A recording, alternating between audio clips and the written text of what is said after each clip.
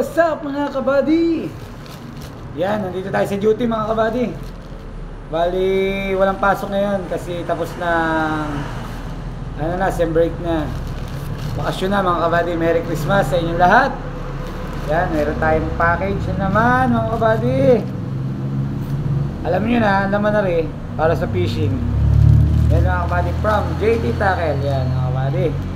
Ito nga pala yung binili natin. Hindi ito padala na JT Tackle. Yan mga kabady. 1488 ang bili natin sa lahat ng ito. Open natin mga kabady. Magagandang lure na naman to. Maghahanda tayo para sa labanan ngayong casting season natin sa January, February, mga ganun. So mga kabady, oh. Ito na may binabahagi natin sa ating mga kaibigan. Pero may tubo tayo mga kabady, syempre. Hindi na sila order kahit pa isa-isa. Dito sa akin pwede.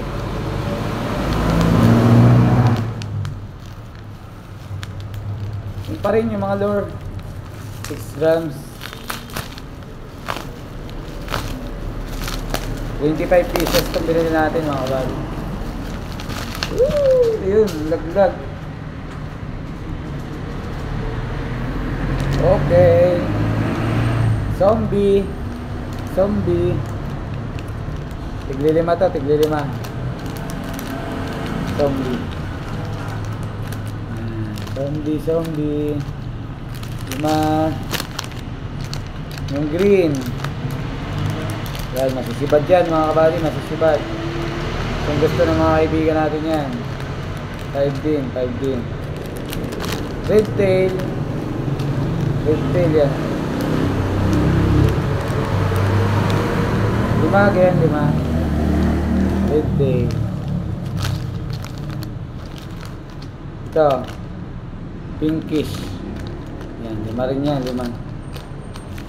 1, 2, 3, 25 pieces. Ganda oh, gaganda ng mga JT Tackle na yun mga kabady.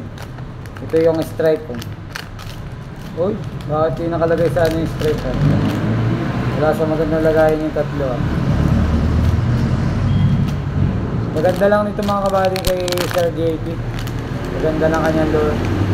Malayo ang hagis kahit 6 grams.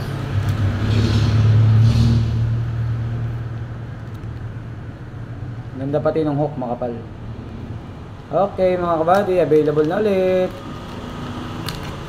Nandito na lang. Thank you Sir JT Tackle. Bye bye.